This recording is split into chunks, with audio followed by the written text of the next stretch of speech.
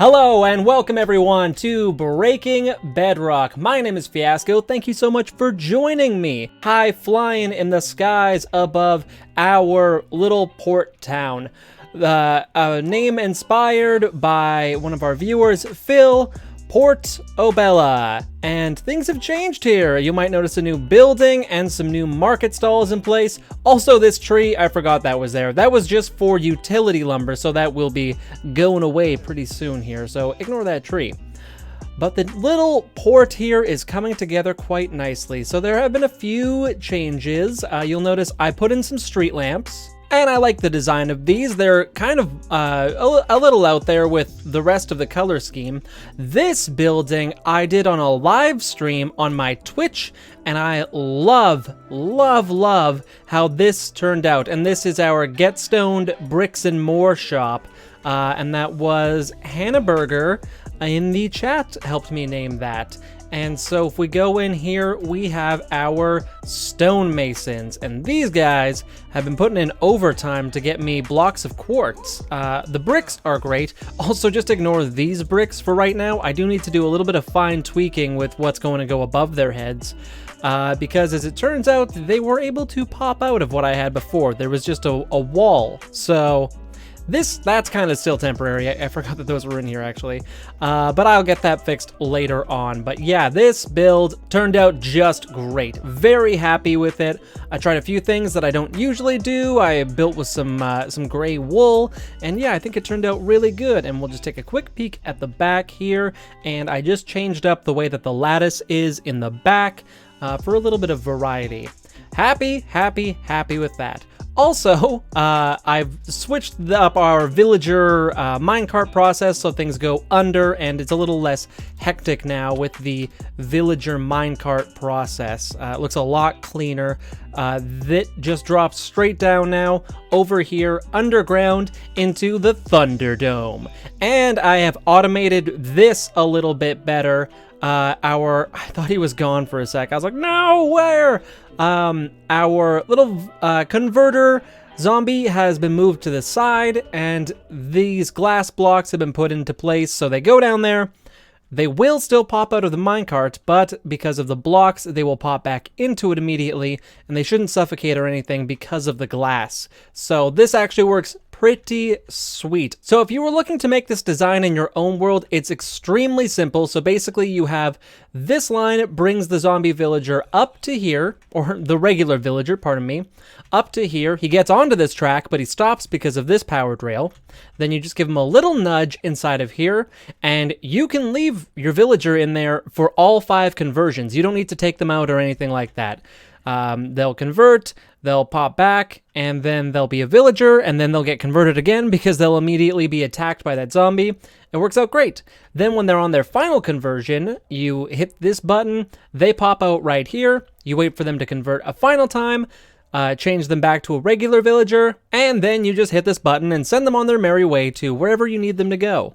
There are a few problems with the zombie targeting me, the player, when the villager has been converted to a zombie. So in order to just counter that, I just move back here and he immediately attacks the villager again. Which is kind of neat because that's the perfect length is what the Thunderdome ended up being. So yeah, I just stand by this door and it takes care of itself. So the Thunderdome is a little less Coliseum-y than it was designed to be, but at the end of the day, it is actually way more functional now. So I'm gonna go up and sleep, and then I'll show you a few other things that we've done. Also, my cat is back in heat. Turns out they go into heat like once a month for the entire summer. So if you hear any more cooing and cawing, that's just a little kitten struggling with her hormones. This building has been changed a little bit. There was some stone back there. I just swapped that out with more terracotta. It just looked a little cleaner on the back. And yeah, so that has been changed up. The inside has been done. Not that one, although no, I haven't really started on that. I did put a door on it, though, and some lanterns out front. This one has changed up a little bit, and this is my my little farmer villager. I actually needed apples for the golden apples for the conversion process, and I went out and spent probably half an hour on trees and with a Fortune 3 hoe trying to get apples, and I got like 6 of them. So it was actually far, far quicker to just get a villager converted a bunch of times and then use this guy for trading. I also get wicked pumpkin and melon trades. So basically I can just trade up, get some emeralds. Ooh, did I run out of... Yeah, I ran out of melons. Trade up, get a few emeralds here, and then he also sells my food. That's golden carrots, baby. So I just occasionally buy a bit, stock the extras right there, dump these back, and then we get a few emeralds for the process as well. Now, there must be mob spawns somewhere, maybe up there, because this... I did bring a villager down and they converted to a farmer right away, which shouldn't happen. There shouldn't be extra workstations down here. So I was like, I should check on my farmer. And he was gone. So somewhere, somehow, mobs must be spawning. And now that I look at it, that spot up there, no, that should still be in the mushroom fields biome. I'm not really sure how that happened, but now I've got doors on here, so we should hopefully be fine.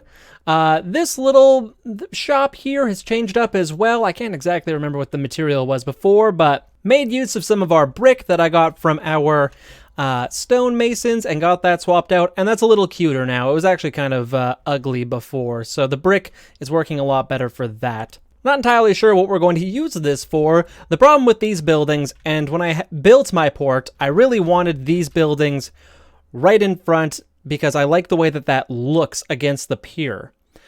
I didn't really think about how practical they needed to be with the size. So the fact of the matter is our Thunderdome is actually more the size of building that we need to make in order to have our villagers have enough room. And this pier out here is a lot of room too. These smaller buildings actually don't provide a lot of room for that. So kind of an oversight, but you know, you got to make concessions for things to actually look nice and be proud of your builds too. So besides that, we've got a road in here, a little road design. It's pretty humble, nothing too fancy, but I like it. I'm a big fan of the polished basalt beside some cobblestone. If you're looking for like a linear design that's a little bit different, kind of dark, and balances the busy with the smooth textures, I really like that. Brought a little bit of grass in here to start this process. We'll get out of here. Let's hope that turns back to grass. A constant war with the mycelium that I'll be having for the next little while. And I think today, what do we need to work on? Oh, right. I also built this. I needed some sugarcane desperately because, as we all know, my farm up there sucks, and it was not producing enough sugarcane for what I needed. So now all I do is... Oh, it must be out of bone meal. Whoops. I kind of built this late at night, and I honestly kind of forgot that I built it. But it produces quite a bit of sugarcane, and I think I did a big round, and yeah, there we go. I got tons of paper for trading now. All these librarians, I've got their trades out front here, and they have all reached their best trade possible, which is 1 paper for 1 emerald. So these guys just crank out the emeralds. I'll actually probably be able to start building beacons out of emerald blocks pretty soon, which is neat. And I laid out an area here for a future statue. I just kind of wanted to reserve that space for now. And I think that's all I've done. It seems like a lot, and actually it is quite a bit, but that was just kind of one big live stream, and then me putzing away on these villagers. It just takes a long time to convert villagers and get the trades that you want. So I think now all I need is... Oh, no, that was it. Okay, I forgot that I got Unbreaking 3. So Unbreaking 3 was kind of the last big one that I needed. And that one is always hard to get. It's actually, in my opinion, harder to get than Mending. Mending, I think I got twice or 3 times before I got that. So, and Unbreaking is just as handy as Mending, so I like to buy as many of these as I can and stockpile, just in case some unfortunate lightning shenanigans or something happens, and we lose our friend here as well. Now, I brought this down here, and I think it was because I wanted to convince myself to actually make a proper backup set of armor. So let's do that. Let's take care of that right now on our makeshift altar, I guess we've got going on here. Let me put a few things together, and let's see what we can come up with.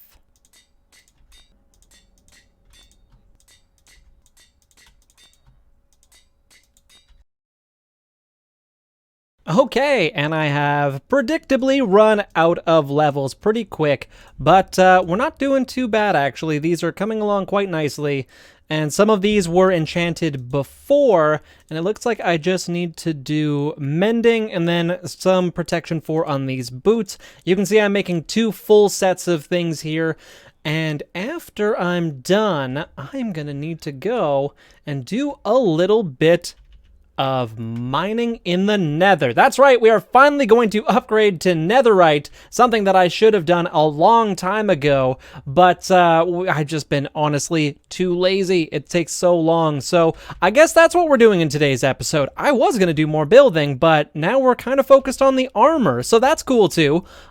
Just a good old armor upgrade episode.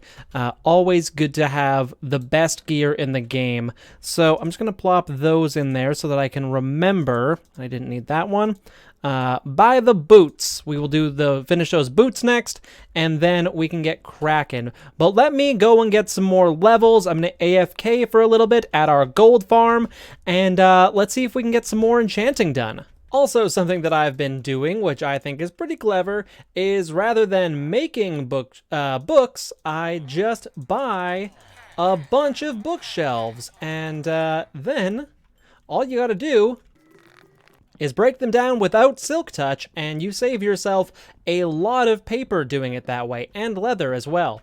So I ended up converting one villager who had a bookshelf trade rather than an actual book trade, which normally I would never do, but that just saves me a lot, and his other trades aren't super good. But if we ever need a bunch of glass or something, then he's an extra hand on deck for that. Also, we can get name tags super cheap right now, which I'm very excited about. So yeah, that, if you're wondering why I've got a bookshelf trade, and no chest for him, that's what he's here for.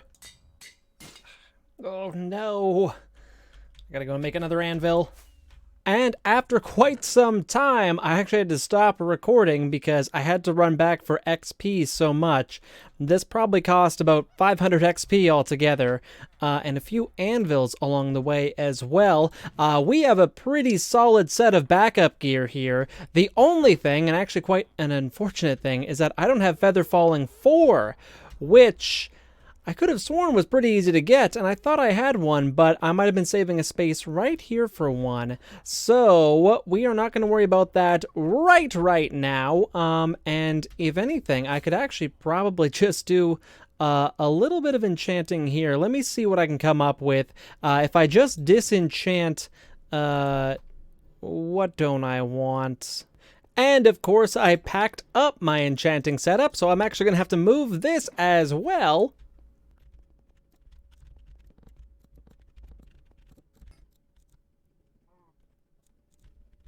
Nope, unfortunately no Feather Falling 4. I got Feather Falling 3, and then I thought maybe if I went for a level 30, I would get a Feather Falling 4 as well, but that's okay. Our current boots are actually basically the perfect boots as is, except for the blast protection, but I can stick it out with blast protection for a little while longer until we can get our proper boots set up, and that'll just involve me getting a Feather Falling 4 trade, and with our villager breeding and converting and stuff like that, it won't take that long. I just haven't...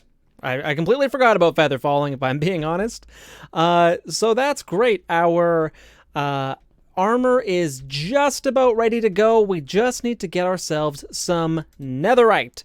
And that's actually something that I don't mind doing. It's kind of a fun process, if I'm being honest. I am going to need to prepare some things, though. So I am going to leave our kind of placeholder Feather Falling boots right there. And I guess I'll just leave those there too for now. Let me get some things prepared, and then let's head on into the nether.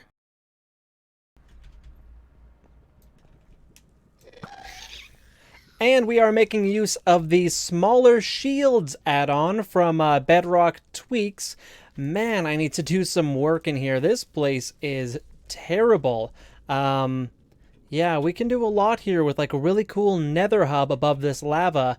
But it's just a... Oh no. Oh no. I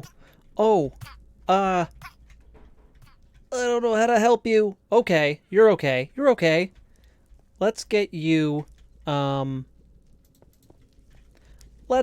back home, and hopefully you don't come back through that portal. What are you doing in here? How did a baby get in here? Oh, don't push him off. Don't push him off. Oh. Okay, quickly, before the ghast see you. Or me. They'll actually target me, not you. But, oh, I don't like that. Let's go. Go, go, go, go, go. No, no, no, no, no. No. Get back in your home. No. Oh. Okay, moving on from that, let's find a spot to do some blast mining. Now, I'll want to keep it fairly close to here, so I'm thinking if I even just drop down... you know what? No, let me start up here at a more practical location in case I do just want to staircase down, oops, all the way. Okay, so we're just going to go past where our portal is to our gold farm, and I built a tunnel here. I think I was looking for quartz a while ago, and this seems like a good spot to just go right on down in a staircase. I'm going to try and make it nice and big so that I can hopefully fly in and out of it.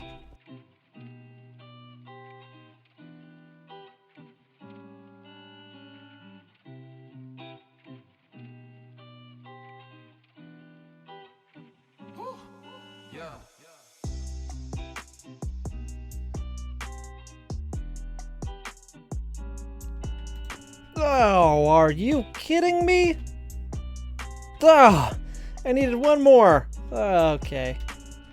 Okay, so we have got a room that was supposed to be a lot more mob-proof than it turned out to be, but, I mean, it'll do for now, for a temporary little mining base of operations, and this is mostly just so I can come back and craft a few more beds when I need them, but this'll do for now. So let's pop on down just in a random direction here, and then we're just gonna go a decent ways away from there so I don't blow any of my stuff up, and do some poke holes and beds. Now, I'm wearing pretty good armor, but I will shield anyways. Ooh, that looks nice. All right, so all we're going to do is just keep powering through doing that. I'm going to build a bridge along the way, and then at the end of it, I'm going to maybe pop a fire resist potion and come on through and see how much netherite we can find, or I guess ancient debris at that point. But let's get cracking.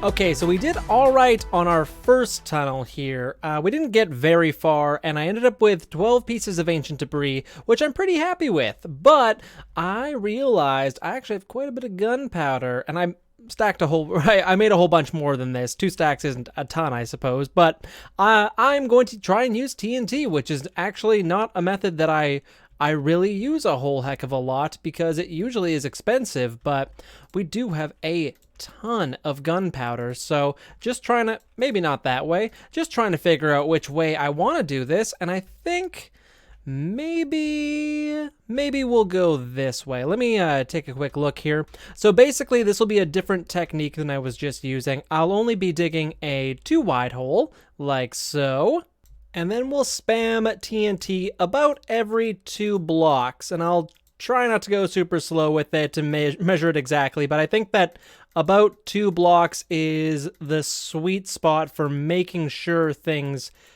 chain properly, and we also don't want to get too close to our base in case things get super rowdy, but I mean, hey, that's not a whole lot to look at over there, so it's not a huge deal if some of it gets blown up. Let's take care of these little nightmares. Go away and go away. And let's start here, because this area is kind of a bust as is, so let's just see how this goes. All right, so a little bit. It actually went farther down to bedrock than I thought. I might have to start up a little higher, but let's keep going.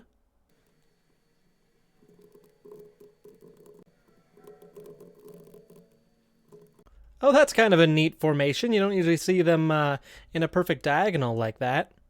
Oh, and another sneaky one hidden back here.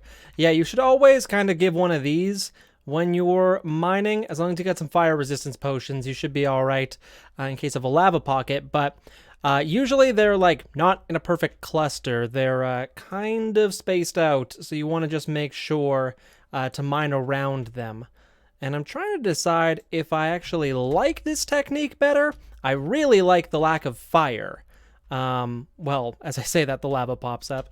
I like that there's less fire, and it does seem to go quicker. I'm not sure if I'm uncovering more or not, and that might just be me not hitting the sweet spot, like level-wise here, because it doesn't seem to be going up very high. There's no danger of it exposing more above, but it does definitely drop all the way down. So if we could get it halfway, like whatever this layer is, I guess here, maybe figure out where the lava lakes start and see how much higher we can actually go up. Let's take a peek here.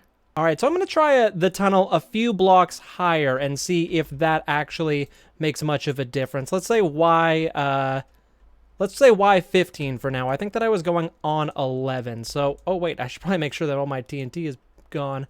Yeah, I think that was the end of our tunnel.